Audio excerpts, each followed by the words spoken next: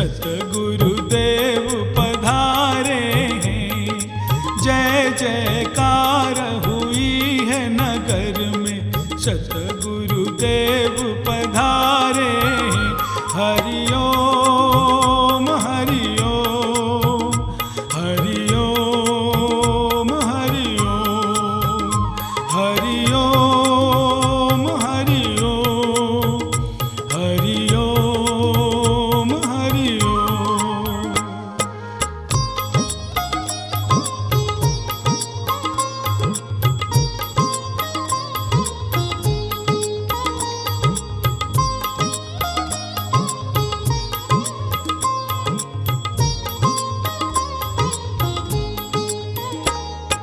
सतगुरु स्वामी बनकर धोबिया धोबी घाट लगाएंगे।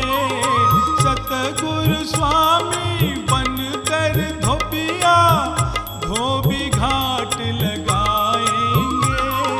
जन्म जन्म की मैली चदरिया, जन्म जन्म की मैली चदरिया, ज्ञान साबुन से धुलाएंगे। हरि ओम हरि ओम, हरि ओम हरि ओम, हरि ओम हरि ओम, हरि ओम हरि ओम। कर्तामिति मन्यते। इस देह के भीतर और बाहर सभी प्रकार की क्रियाएं पांचों महाभूतों के 25 तत्वों के द्वारा होती रहती है, किंतु अपने को दृष्टा साक्षी आत्मरूप से न जानने वाला अज्ञानी पुरुष प्रकृति के कार्यों को, पंचभूतों के कार्यों को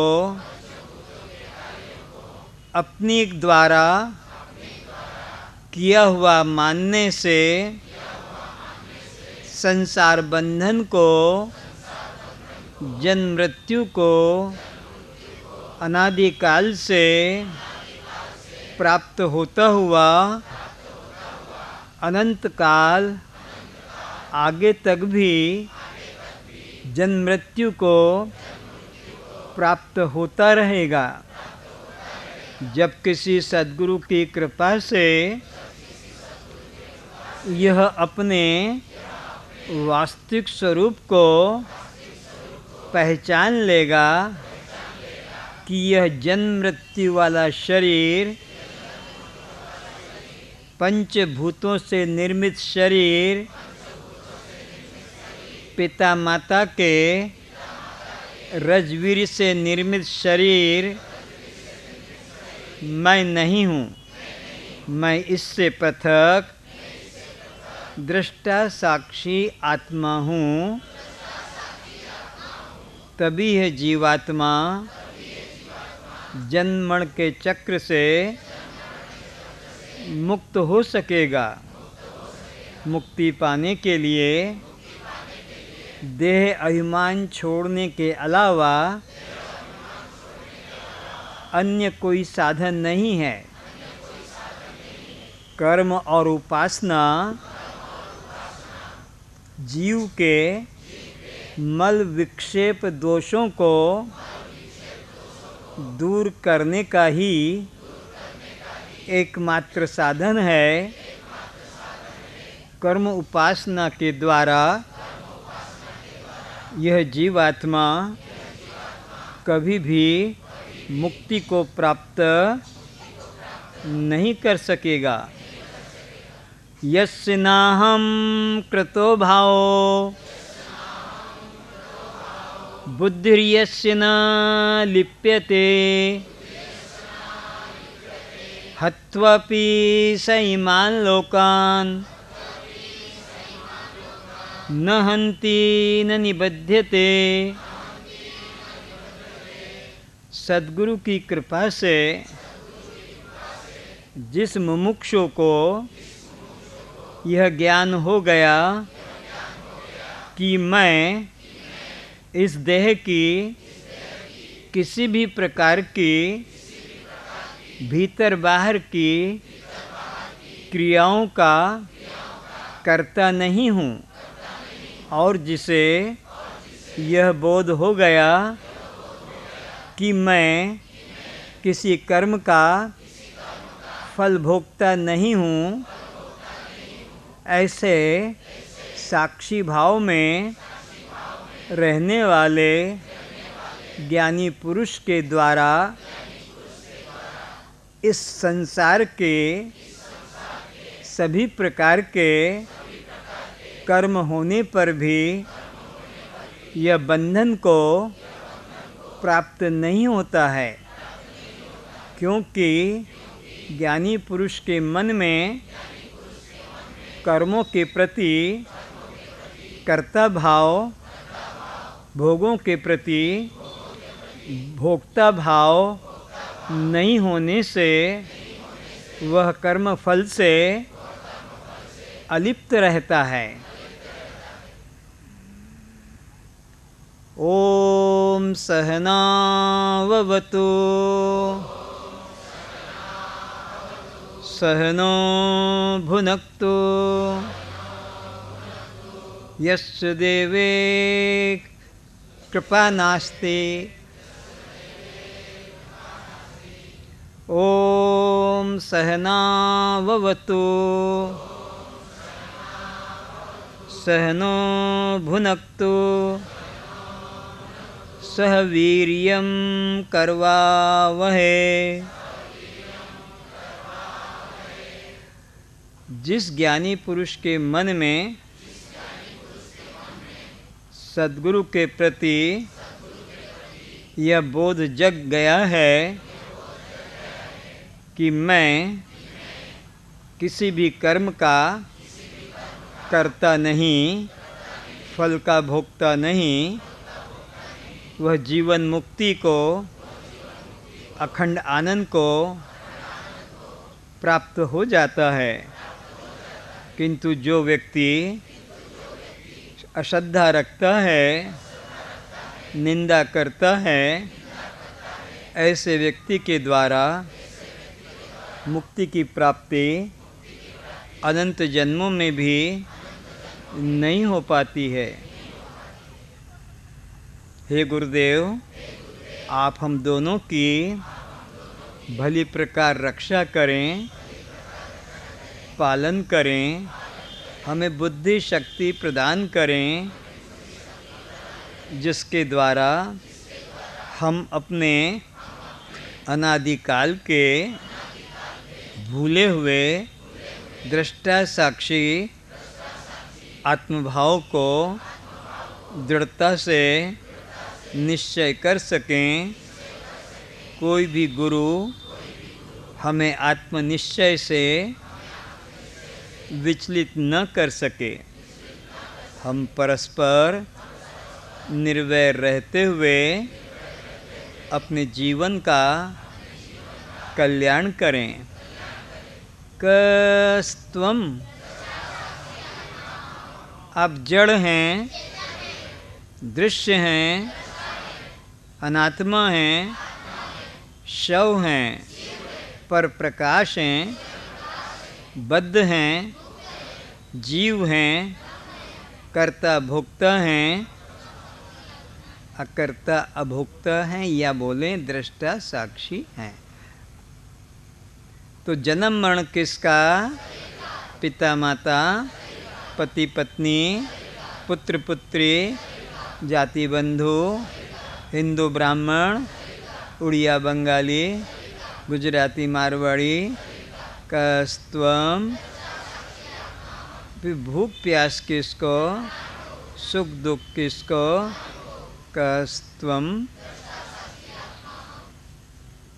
सभी अपने नेत्र खोलें। श्रोताओं के रूप में उपस्थित सभी आत्मवितों को प्रणाम।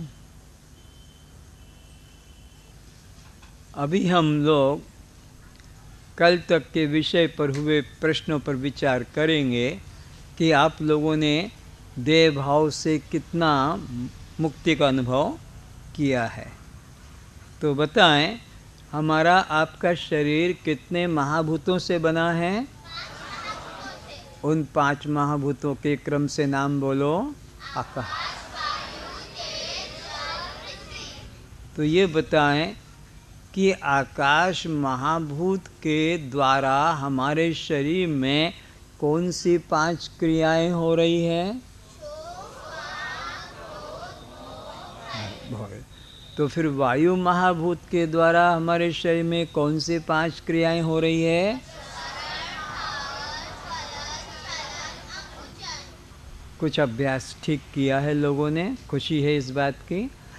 तो तेज महाभूत के द्वारा हमारे शरीर में क्या निर्मित हो रहा है?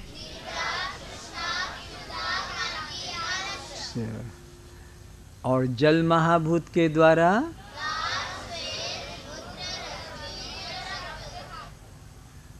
और पृथ्वी महाभूत के द्वारा ओहो, इधर से देखकर बोल रहे। ये मैंने कहा कि क्या कमाल कर दिया, इतना बढ़िया अभ्यास सबका किया है। अब पता लगा कि इधर छपा था, धोखा हो गया। अच्छा।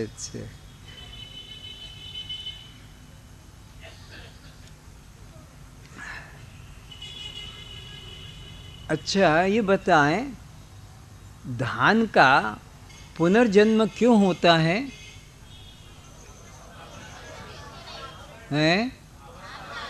उसके ऊपर एक आवरण, एक छिलका है, जिसकी वजह से उसको बार बार जन्म मृत्यु को प्राप्त होना पड़ता है। मरता भी है और पैदा भी होता है।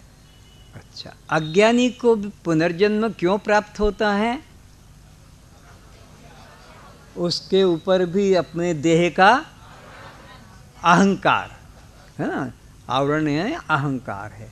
इस कारण उसे भी बार बार जन्म लेना और मरना पड़ता है।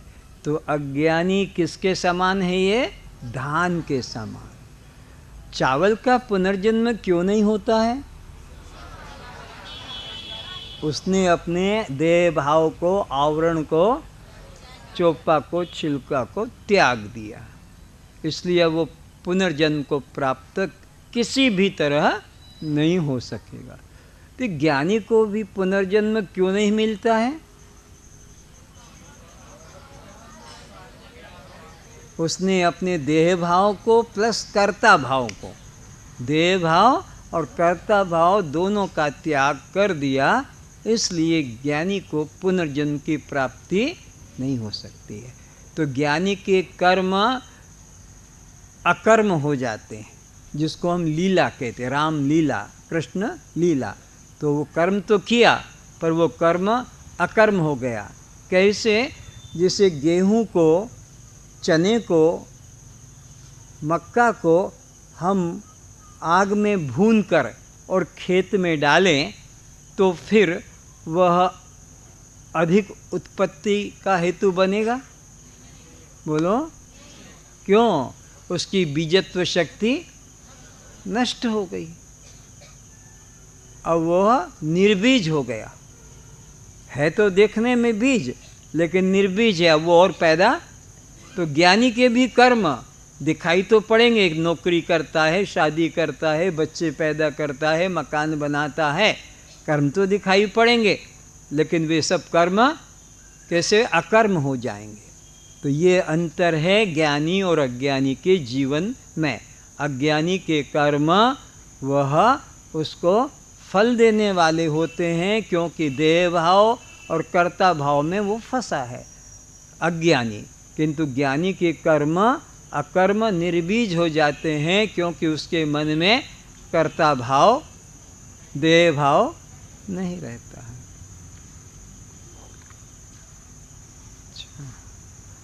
मैं यह देह नहीं हूँ, अगर ऐसा बोध हो गया तो हमें इसका लाभ क्या होगा?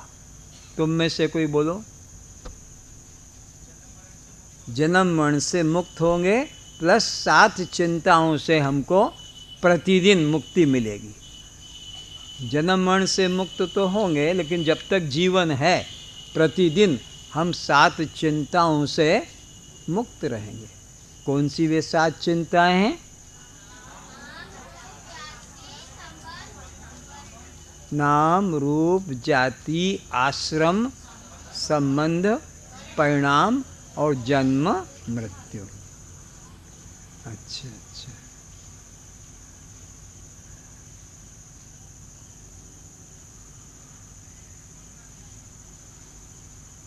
अब हम तुमसे प्रश्न करेंगे, तुम उसको सफाई देना, तुम पे दोषारोपण करेंगे। जैसे वकील लोग तर्क करते हैं और अपराधी सिद्ध करने के लिए दोषारोपण करते हैं, फिर उसका दूसरा वकील उससे मुक्ति दिलाता है। तो अब मैं आपको कहता हूँ, आप शोकवान हैं, सिद्ध करो। कल जैसे रटाया था बच्चों की तरह, पूछा था, आप शोकवान हैं? बोलो।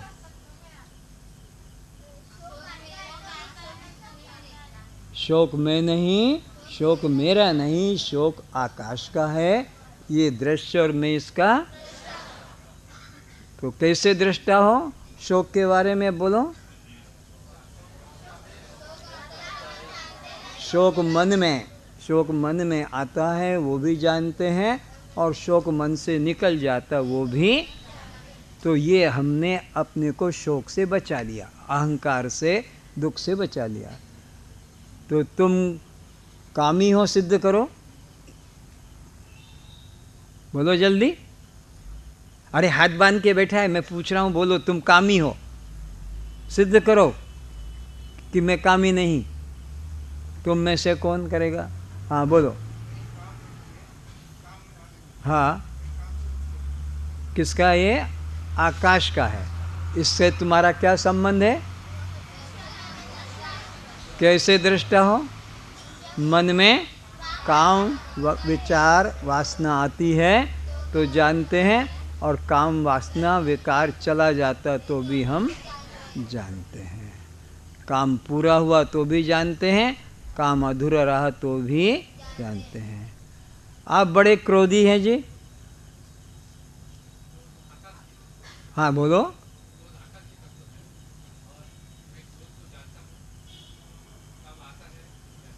हाँ, तो क्रोध में नहीं, क्रोध मेरा नहीं, ये आकाश महाभूत का है।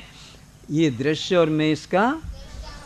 मन में क्रोध आता है वो भी जानता हूँ, और क्रोध शांत हो जाता वो भी जानते हो। तो तुम बहुत मोहवान हो।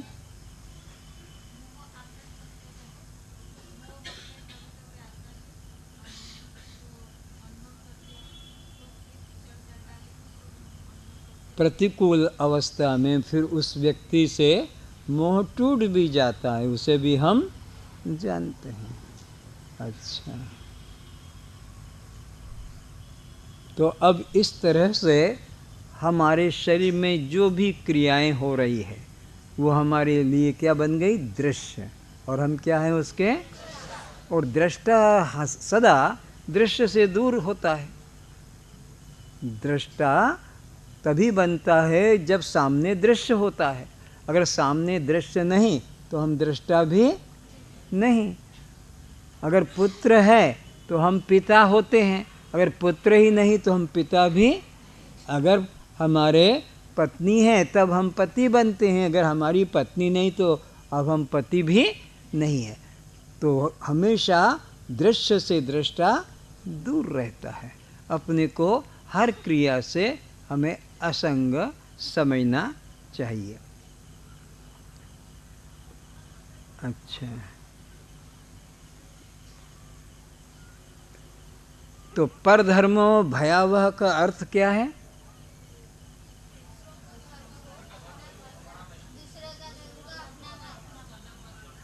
हाथ टेकती है और उत्तर मालूम नहीं।